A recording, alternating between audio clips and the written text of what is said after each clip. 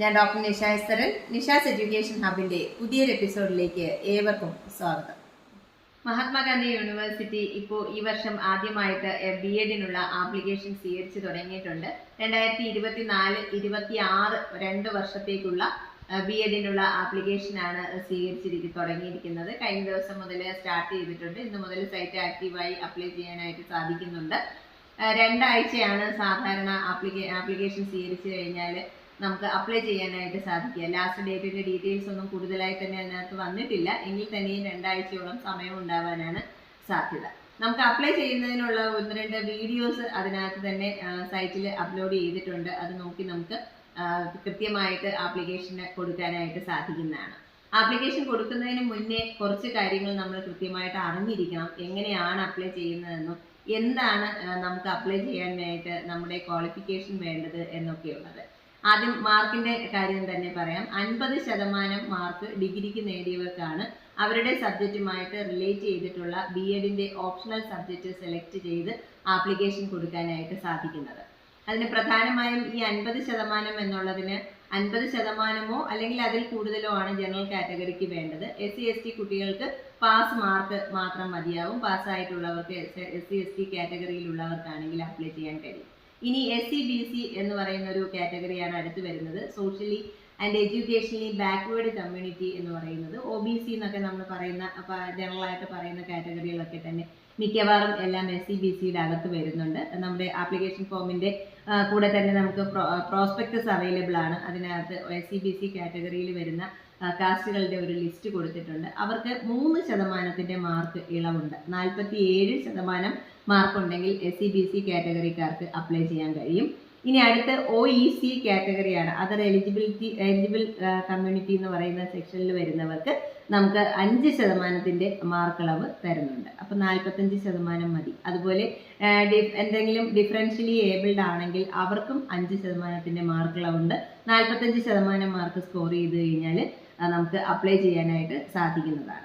ഇത് BA അല്ലെങ്കിൽ BSc പാസ്സായവർക്കായാലും PGയുടെ മാർക്കിന്റെ കാര്യം PG ബേസിൽ അപ്ലൈ ചെയ്യുന്നവർക്കായാലും ഈ ഒരു മാർക്കിന്റെ ഇളവ് ബാധകമാണ്. ഇനി അടുത്ത സെക്ഷനിൽ നമ്മൾ മാർക്കിലേക്ക് നോക്കിയാൽ നമുക്ക് കുറച്ച് കാറ്റഗറിയിൽ വരുന്ന കുട്ടികൾക്ക് അല്ലെങ്കിൽ എന്തെങ്കിലുമൊക്കെ സർട്ടിഫിക്കറ്റുകൾ സ്പെഷ്യലായിട്ട് നേടിയിട്ടുള്ളവർക്കൊക്കെ തന്നെ മാർക്കിന്റെ ഇളവ് കിട്ടുന്നുണ്ട്. ഇളവെന്ന് പറഞ്ഞാൽ ഗ്രേസ് മാർക്കായിട്ട് തന്നെ കിട്ടുന്നുണ്ട്. അതിലൊരു കാറ്റഗറിയാണ് NCC സർട്ടിഫിക്കറ്റോ അല്ലെങ്കിൽ NSSന്റെ സർട്ടിഫിക്കറ്റോ നേടിയിട്ടുള്ളവർക്ക്. ഇത് രണ്ടും ഒന്നിച്ച് നമുക്ക് കിട്ടത്തില്ല. ഇതിലേതെങ്കിലും ഒന്ന് പരിഗണിക്കുന്നതായിരിക്കും. NCC ആണെങ്കിൽ BO അല്ലെങ്കിൽ CO ഗ്രേഡ് നേടിയിട്ടുള്ളവരാണെങ്കിൽ നമുക്ക് 10 മാർക്ക് ഗ്രേസ് മാർക്കായിട്ട് കിട്ടുന്നുണ്ട്. അതുപോലെ NSSനാണെങ്കിൽ തന്നെയും 240 മണിക്കൂറത്തെ നമ്മുടെ ക്യാമ്പ് അതുപോലുള്ള സർവീസിന്റെ ഒക്കെ അത് സർട്ടിഫിക്കറ്റ് ഉള്ളവർക്ക് അറിയാമായിരിക്കുമല്ലോ. NSSന്റെ സർട്ടിഫിക്കറ്റിൽ നമുക്ക് 240 അവേഴ്സിന്റെ സർട്ടിഫിക്കറ്റ് ആണ് തരുന്നത്. ആ സർട്ടിഫിക്കറ്റ് ഉള്ളവർക്ക് 10 മാർക്കിന്റെ ഇളവ് കിട്ടും. ഇതിലേതെങ്കിലും ഒന്ന് മാത്രമേ കൺസിഡർ ചെയ്യൂ. NCCയോ NSSോ ഏതെങ്കിലും ഒന്ന് നമുക്ക് 10 മാർക്ക് ഗ്രേസ് മാർക്ക് കിട്ടുന്നതാണ്. ഇനി അടുത്ത് നമുക്ക് ഒരു കൺസിഡറേഷൻ കിട്ടുന്നതെന്ന് പറയുന്നത് വിമുക്ത ഭടന്മാരുടെ ആനുകൂല്യമാണ്. അത് ഒന്നുകിൽ നിങ്ങൾ എക്സ് സർവീസ്മെൻ ആണെങ്കിൽ നിങ്ങൾക്ക് കിട്ടാം. നിങ്ങളാണ് ഡയറക്റ്റ് അപ്ലൈ ചെയ്യുന്നതെങ്കിൽ BEdന് ഏജ് ലിമിറ്റ് ഇല്ല. ഏത് പ്രായക്കാർക്കും അപ്ലൈ ചെയ്യാൻ കഴിയും. മെന്റലിയും ഫിസിക്കലിയും നമ്മൾ ഫിറ്റ് ആയിരിക്കണം എന്ന് മാത്രമേ ഉള്ളൂ. എക്സ് സർവീസ്മെൻ ആണ് ഡയറക്റ്റ് അപ്ലൈ ചെയ്യുന്നെങ്കിലോ അല്ലെങ്കിൽ അവരുടെ വിഡോസ് ആണെങ്കിലോ അവർക്ക് കിട്ടും. അല്ലെങ്കിൽ അവരുടെ ചിൽഡ്രൻ. നേരത്തെ തന്നെ പലപ്പോഴും വീഡിയോയിൽ കമന്റ് ചോദിച്ചിരുന്നു, എക്സ് സർവീസ്മെന്നിന്റെ ഭാര്യയ്ക്കാണെങ്കിൽ അല്ലെങ്കിൽ സർവീസിൽ പട്ടാളത്തിലുള്ളവരുടെ ഭാര്യയ്ക്കാണെങ്കിൽ കിട്ടുമോ എന്നൊക്കെ ആനുകൂല്യങ്ങൾ കിട്ടുമോ എന്നുള്ളത് അല്ലെങ്കിൽ മാർക്ക് കൺസിഡർ ചെയ്യുമോ എന്നുള്ളത് ഇല്ല. പ്രത്യേകിച്ച് തന്നെ പ്രോസ്പെക്ടസിൽ പറഞ്ഞിട്ടുണ്ട്. ഒന്നുകിൽ എക്സ് സർവീസ്മെൻ ആയിരിക്കണം, അല്ലെങ്കിൽ അവരുടെ വിഡോ ആയിരിക്കണം, അല്ലെങ്കിൽ അവരുടെ ചിൽഡ്രൻ ആയിരിക്കണം. വൈഫിന്റെ കാര്യം എങ്ങും പറഞ്ഞു കണ്ടിട്ടില്ല. സ്പൗസ് ഒന്നോ അല്ലെങ്കിൽ വൈഫൊന്നോ ഒന്നൊരു വാക്ക് അതിനകത്ത് ഇല്ല. അപ്പൊ അതുകൊണ്ട് തന്നെ വൈഫിന് കിട്ടാൻ സാധ്യതയില്ല. അവരുടെ ആശ്രിതർ എന്നല്ല പറഞ്ഞേക്കുന്നത്. ശരിക്കും പറഞ്ഞാൽ ഈ 3 കാറ്റഗറി സ്പെസിഫിക് ആയിട്ട് പറഞ്ഞേക്കുന്നതുകൊണ്ട് ഈ 3 കാറ്റഗറിയിൽ വരുന്നവർക്ക് 15 മാർക്കിന്റെ ഗ്രേസ് മാർക്ക് വരുന്നുണ്ട്. അടുത്ത് നമ്മൾ ഏറ്റവും കൂടുതൽ മാർക്ക് സ്കോർ ചെയ്യാൻ അല്ലെങ്കിൽ ഇൻഡെക്സ് മാർക്ക് സ്കോർ ചെയ്യാൻ പറ്റുന്ന ഒരു കാറ്റഗറിയാണ് നമ്മുടെ PGയുടെ വെയിറ്റേജ് എന്ന് പറയുന്നത്. PGക്ക് 75% മുകളിൽ മാർക്കുള്ളവരാണെങ്കിൽ 15 മാർക്ക് ഗ്രേസ് മാർക്ക് കിട്ടും. അതുപോലെ നമ്മൾ 60% മുകളിലുള്ളവരാണെങ്കിൽ 10 മാർക്കും 50% മുകളിൽ നമുക്ക് PGക്ക് മാർക്ക് ഉണ്ടെങ്കിൽ 5 മാർക്കും ഗ്രേസ് മാർക്കായിട്ട് കിട്ടുന്നതാണ്. 1300 രൂപയാണ് ജനറൽ കാറ്റഗറിക്ക് നമുക്ക് അപ്ലൈ ചെയ്യുന്നതിന് വേണ്ടിയിട്ടുള്ള ഫീസ് എന്ന് പറയുന്നത്. അതുപോലെ SC കാറ്റഗറിക്കാർക്ക് അത് 600 രൂപയാണ് ഫീസ്. നമുക്ക് ഓൺലൈനായിട്ട് പേ ചെയ്തിട്ട് വേണം ആപ്ലിക്കേഷൻ കൊടുക്കാനായിട്ട്. ആപ്ലിക്കേഷൻ കൊടുക്കുന്നതിൻ്റെ സ്റ്റെപ്സ് നമുക്ക് നോക്കാം. MG യൂണിവേഴ്സിറ്റിയിൽ നമ്മുടെ പേഴ്സണൽ ഡീറ്റെയിൽസും അക്കാഡമിക് ഡേറ്റയും ഒക്കെയാണ് ആദ്യം എൻട്രി ചെയ്യേണ്ടത്. ഓൺലൈൻ രജിസ്ട്രേഷൻ പ്രോസസ്സിന് വേണ്ടിയിട്ട് ആദ്യം www.mgu.ac.in എന്ന് പറയുന്ന MG യൂണിവേഴ്സിറ്റിയുടെ സൈറ്റിൽ നമ്മൾ കയറിയതിന് ശേഷം B.Ed cap 2024 B.Ed centralised admission process എന്നുള്ളതാണ് ക്യാപ്പ്. അത് 2024 എന്നുള്ളൊരു ഐക്കൺ കാണാം. അതിനകത്ത് ഫസ്റ്റ് ക്ലിക്ക് ചെയ്യുക. ഇനി നമ്മൾ അതിനകത്ത് ഓൺലൈനായിട്ട് നമുക്ക് കൃത്യമായിട്ട് ഇൻസ്ട്രക്ഷൻസ് തന്നിട്ടുണ്ട്. അതിൽ പേഴ്സണൽ ഡീറ്റെയിൽസാണ് ആദ്യം എൻട്രി ചെയ്യേണ്ടത്. അത് നമുക്ക് കൃത്യമായിട്ട് എൻട്രി ചെയ്യാം. ഇനി ഏറ്റവും പ്രധാനമായും ശ്രദ്ധിക്കേണ്ട കാര്യം അവർ പറഞ്ഞിട്ടുണ്ട്, വളരെ ശ്രദ്ധിച്ച് വേണം ചെയ്യേണ്ടത്. ഒരു ആപ്ലിക്കേഷൻ ഫോം ഒരിക്കൽ ജനറേറ്റ് ചെയ്ത് കഴിഞ്ഞാൽ ആ ഫോൺ നമ്പറിൽ പിന്നെ നമുക്ക് വേറൊരു ആപ്ലിക്കേഷൻ ഫോം ജനറേറ്റ് ചെയ്യാനായിട്ട് സാധിക്കത്തില്ല. അപ്പോൾ എന്തെങ്കിലും തെറ്റ് വന്നു കഴിഞ്ഞാൽ പിന്നെ നമ്മൾ വേറൊരു ഫോൺ നമ്പർ കൊടുക്കേണ്ടി വരും. അപ്പോൾ അങ്ങനെ വരുമ്പോൾ നമുക്ക് കൃത്യമായിട്ട് ഡീറ്റെയിൽസ് കിട്ടത്തില്ല. ഈ ഒരു ഫോൺ നമ്പറിലാണ് എപ്പോഴും അപ്ഡേറ്റ് വരുന്നത്. അതുപോലെ മെയിൽ ID ഒക്കെ തന്നെ നമ്മൾ കൊടുക്കേണ്ടതായിട്ടുണ്ട്. അതിലും നമുക്ക് നോട്ടിഫിക്കേഷൻ വരും. അപ്പോൾ കൊടുക്കുന്ന ഫോൺ നമ്പറും മെയിൽ ID ഒക്കെ ഇടയ്ക്ക് ചെക്ക് ചെയ്യുക, അല്ലെങ്കിൽ ഏറ്റവും ആക്റ്റീവായിട്ടുള്ളത് തന്നെ കൊടുക്കുക എന്നുള്ളത് വളരെ പ്രധാനമാണ്. അതുപോലെ നമ്മൾ പാസ്വേഡ് ഒരെണ്ണം ക്രിയേറ്റ് ചെയ്യണം. ആ പാസ്വേഡ് കൃത്യമായിട്ട് ഓർത്ത് വയ്ക്കുക തന്നെ ചെയ്യണം. നമ്മളിപ്പോൾ നേരത്തെ പറഞ്ഞതുപോലെ നമ്മൾ ഏതെങ്കിലും ഒരു കമ്പ്യൂട്ടർ സെൻ്ററിനോ അങ്ങനെ എന്തെങ്കിലുമൊക്കെയാണ് ചെയ്യുന്നതെങ്കിൽ അവർക്ക് ഇഷ്ടമുള്ളൊരു പാസ്വേഡ് ആയിരിക്കും കൊടുക്കുന്നത്. അപ്പോൾ അത് നമ്മൾ കൃത്യമായിട്ട് ഓർത്ത് വയ്ക്കുക, അല്ലെങ്കിൽ പാസ്വേഡ് പിന്നീട് നിങ്ങൾ ചേഞ്ച് ചെയ്ത് സൂക്ഷിക്കുകയോ ഒക്കെ ചെയ്യണം. അപ്പോൾ ഫസ്റ്റ് ഫേസിൽ നമുക്ക് പേഴ്സണലും അക്കാഡമിക് ഡേറ്റയും ഒക്കെ തന്നെ എൻട്രി ചെയ്യാനായിട്ട് സാധിക്കും. അടുത്തതായി നമുക്ക് ഓൺലൈനായിട്ട് നമ്മൾ പേഴ്സണൽ ഡീറ്റെയിൽസും അക്കാഡമിക് എലിജിബിലിറ്റിയും ഒക്കെ കറക്റ്റായിട്ട് എൻട്രി ചെയ്ത് കഴിഞ്ഞാൽ പേ നൗ എന്ന് പറയുന്നൊരു ബട്ടണാണ് വരുന്നത്. നമുക്ക് ഫീസ് അടയ്ക്കാൻ കഴിയും. എമൗണ്ട് ഞാൻ പറഞ്ഞിരുന്നു 1300 രൂപയാണ്. അത് ഓൺലൈനായിട്ട് നമുക്ക് കാർഡ് ഉപയോഗിച്ച് പേ ചെയ്യാനായിട്ട് കഴിയും. നമുക്ക് ഫീ അടച്ചു കഴിഞ്ഞാൽ മാത്രമേ നമുക്ക് ബാക്കി ആപ്ലിക്കേഷൻ്റെ ബാക്കി ഫോർമാറ്റിലേക്ക് പോകാനായിട്ട് കഴിയത്തുള്ളൂ. അതിൽ നമുക്ക് നമ്മുടെ ഫോട്ടോ അപ്ലോഡ് ചെയ്യാനുണ്ട്, അല്ലെങ്കിൽ നിങ്ങളുടെ ഡോക്യുമെൻറ്റ്സ് എന്തെങ്കിലും കാസ്റ്റോ കമ്മ്യൂണിറ്റിയോ അല്ലെങ്കിൽ ഏതെങ്കിലും ഒരു സ്പെഷ്യൽ ബോണസ് മാർക്കിനുള്ള ഇപ്പോൾ NCC NSS എന്നൊക്കെ പറഞ്ഞതുപോലുള്ള സർട്ടിഫിക്കറ്റുകൾ അങ്ങനെയുള്ളതൊക്കെ തന്നെ നമുക്ക് അപ്ലോഡ് ചെയ്യാനായിട്ട് സാധിക്കും.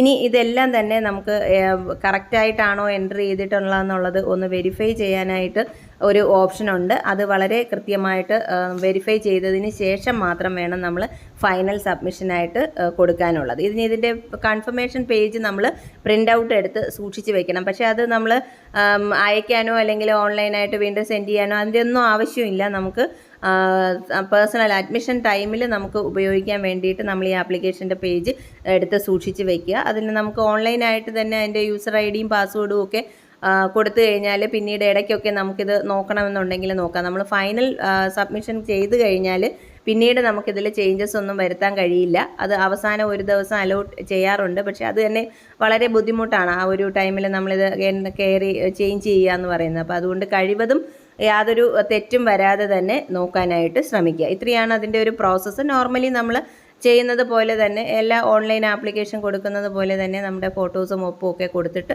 നമുക്ക് എൻട്രി ചെയ്യാനായിട്ട് സാധിക്കും. MG യൂണിവേഴ്സിറ്റിയിൽ അപ്ലൈ ചെയ്യുന്നവരെ സംബന്ധിച്ച് ഇത്തവണ ഒരു വളരെയധികം സന്തോഷത്തിനുള്ളൊരു വകയുണ്ട്. നമ്മുടെ അടുത്ത വീഡിയോ അതിൻ്റെ ഡീറ്റെയിൽസ് ആയിരിക്കും. ഇതിന് തൊട്ടടുത്ത ദിവസം തന്നെ വീഡിയോ വരുന്നുണ്ട്. കാരണം വലിയൊരു ചേഞ്ച് സബ്ജക്റ്റുകളുടെ കാര്യത്തിൽ വന്നിട്ടുണ്ട്. ആർക്കൊക്കെ അപ്ലൈ ചെയ്യാൻ പറ്റുമെന്നും ഏതൊക്കെ സബ്ജക്റ്റ് പഠിച്ചവരുടെ വർക്കാണ് ഏതൊക്കെ ഓപ്ഷൻസ് സെലക്ട് ചെയ്യാൻ പറ്റുന്നതും എന്നൊക്കെ ഉള്ളതിൽ വളരെയധികം ചേഞ്ചസ് വന്നിട്ടുണ്ട്. ഒരുപാട് പേര് പലപ്പോഴായിട്ട് ചാനലിൽ കമൻറ്റ് ചോദിക്കുകയും വളരെ സങ്കടത്തോടു കൂടി ഞങ്ങൾക്ക് അപ്ലൈ ചെയ്യാൻ പറ്റുന്നില്ല എന്നൊക്കെ സങ്കടപ്പെട്ടിരുന്നവരാണ്. അവർക്കൊരു വളരെ പോസിറ്റീവായിട്ടുള്ളൊരു മൂവ് MG യൂണിവേഴ്സിറ്റിയുടെ ഭാഗത്ത് നിന്ന് വന്നിട്ടുണ്ട്. അതെന്താണെന്ന് തൊട്ടടുത്ത വീഡിയോയിൽ തന്നെ വരുന്നുണ്ട്. ഇതിൻ്റെ ലെങ്ത് കൂടും എന്നുള്ളത് കൊണ്ടാണ് കുറച്ച് ബേസിക് ആയിട്ട് നമ്മൾ അറിയുന്ന കാര്യങ്ങളെക്കുറിച്ച് പറയുന്നത്. ഇത് കഴിഞ്ഞതിന് ശേഷം നിങ്ങൾ അപ്ലൈ ചെയ്യുന്നതിന് തൊട്ട് മുന്നേ തന്നെ കൃത്യമായിട്ട് പ്രോസ്പെക്ടസ് വായിക്കുകയും അതിൽ യാതൊരുവിധ തെറ്റുകളും വരാതെ സൂക്ഷിക്കുകയും ചെയ്യേണ്ടത് അത്യാവശ്യമാണ്. കാരണം ചേഞ്ചസ് വരുത്താൻ വളരെ കുറച്ച് സമയം മാത്രമേ നമുക്ക് അവൈലബിൾ ആയിട്ടുള്ളൂ. അതിനകത്ത് നമുക്ക് ചേഞ്ചസ് വരുത്താൻ കഴിഞ്ഞില്ല എന്നുണ്ടെങ്കിൽ നമ്മുടെ ഒരു ഇയർ ചാൻസ് പോകും. നേരത്തെയുള്ള വീഡിയോസൊക്കെ നിങ്ങൾ കണ്ടിരിക്കുമല്ലോ. ഈ ഒരു വർഷം എന്ന് പറയുന്നത് വളരെ പ്രധാനപ്പെട്ടതാണ്. ഇപ്പോൾ ഡിഗ്രി കഴിഞ്ഞവർക്ക് പലർക്കും റിസൾട്ട് എത്തിയിട്ടില്ല എന്നുള്ളത് അറിയാം. അതുപോലെ തന്നെ കഴിഞ്ഞ വർഷമേ ഒരു ഇയർ വെയിറ്റ് ചെയ്ത് നിന്നവരാണ് പലരും അപ്ലൈ ചെയ്യാൻ പോകുന്നത്. അപ്പോൾ അത്രയും വർഷത്തെ ഒരു വർഷത്തെ ഒരു കാത്തിരിപ്പ്, അല്ലെങ്കിൽ ഇനി അടുത്ത വർഷം ഇതുപോലൊരു ആപ്ലിക്കേഷൻ ഇൻവൈറ്റ് ചെയ്യുമോ എന്നുള്ളത് നമുക്ക് ആർക്കും പ്രെഡിക്റ്റ് ചെയ്യാൻ വയ്യാത്തൊരു സാഹചര്യമാണ്. അപ്പോൾ എത്രമാത്രം ഈ ഒരു ആപ്ലിക്കേഷൻ പ്രാധാന്യമുള്ളതാണെന്നുള്ളത് ആ ഒരു ഓർമ്മയോടുകൂടി തന്നെ വേണം എല്ലാവരും ഓൺലൈനായിട്ട് അപ്ലൈ ചെയ്യാനായിട്ട്. വളരെ കൃത്യമായിട്ട് മൊബൈലിലൊക്കെ ചെയ്യുന്നവർ ചെയ്യരുത് എന്നാണ് എൻ്റെ സജഷൻ. കാരണം മൊബൈലിൽ അല്ലാണ്ട് സിസ്റ്റത്തിലൊക്കെ വരുമ്പോഴത്തേക്ക് ഒരുപാട് വ്യത്യാസങ്ങൾ വരാൻ സാധ്യതയുണ്ട്. അപ്പോൾ അതുകൊണ്ട് കൃത്യമായിട്ട്, അപ്പം നിങ്ങൾക്ക് ചെയ്യാൻ അറിയില്ല എങ്കിൽ ഒരു അക്ഷയ കേന്ദ്രത്തിലോ അല്ലെങ്കിൽ ഒരു കമ്പ്യൂട്ടർ സെന്ററിലോ ഒക്കെ പോയിരുന്ന ഒരു എക്സ്പെർട്ട് ആയിട്ടുള്ള ഒരാളിൻ്റെ ഹെൽപ്പോട് കൂടി തന്നെ ചെയ്യുന്നതായിരിക്കും നല്ലത്. കാരണം വളരെയധികം പ്രാധാന്യമുള്ളൊരു ആപ്ലിക്കേഷൻ ഫോമാണ്. കാരണം ഇനി ഒന്ന് ഉണ്ടാവുമോ എന്ന് നമുക്ക് അറിയത്തില്ല. അതുകൊണ്ട് വളരെ ശ്രദ്ധിച്ച് കൈകാര്യം ചെയ്യണം. അതുപോലെ സ്വന്തം ആപ്ലിക്കേഷൻ ഫോം കൃത്യമായിട്ട് അവരവർ തന്നെ കൂടെ ഇരുന്ന് ചെയ്യിക്കുകയും വേണം. കാരണം ഒരു തെറ്റുകളും അതിനകത്ത് വരാനായിട്ട് ഒരു അവസരം കൊടുക്കരുത്. വളരെ കൃത്യമായിട്ട് ആപ്ലിക്കേഷൻ ഫോം ഫില്ല് ചെയ്യുക. സബ്ജക്റ്റിന്റെ ഡീറ്റെയിൽസ് തൊട്ടടുത്ത വീഡിയോയിൽ വരുന്നുണ്ട്. ഏവർക്കും നിഷാസ് എഡ്യൂക്കേഷൻ ഹബിന്റെ ആശംസകൾ.